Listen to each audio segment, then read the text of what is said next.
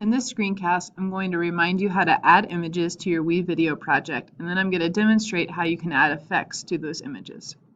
When you're in your WeVideo project, you'll remember you add images simply by clicking on My Media, and then you're going to click on the picture that you would like to add. I'm going to add this window picture to my video project. I just slide it in and it's ready to go. If I want to make this shorter, you'll notice it's about 7 seconds long in my project. I can just click on the end and shrink it down. So now it's only going to be a few seconds long. If at any point I want to watch to see what this looks like, I can drag the blue cursor and hit spacebar, and I can watch what's happening in my video project. But so far this is kind of boring, and I'd love to add some effects to my image.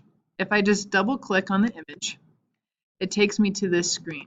And most of the time it will start in this transform area. You'll notice that in my image I have some black space on this side. So if I want to get rid of that black space, I can go to this tab that says Fit. And when I press Fit, if I click on this one where it's Fit to Frame, it makes my picture bigger and gets all of that black space out of the way. So you can play with those options as you create your project. You can also rotate and flip pictures if that would be helpful. My picture already was okay, so I'll just leave it as it is.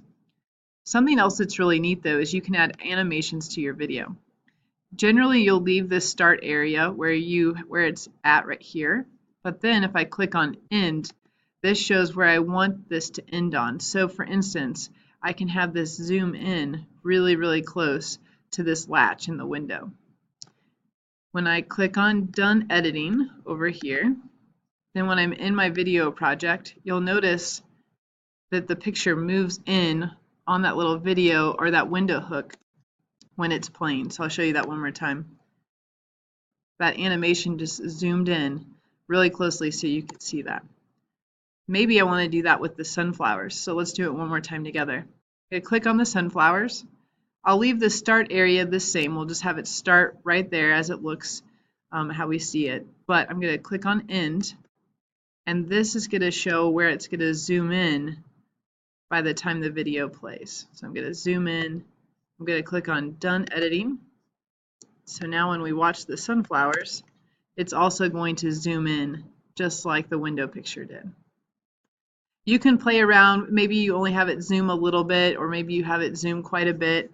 If you change the length of the video clip, it's going to also change how fast that fade and zoom in and out appears. So you can kind of play around with how you want that to look.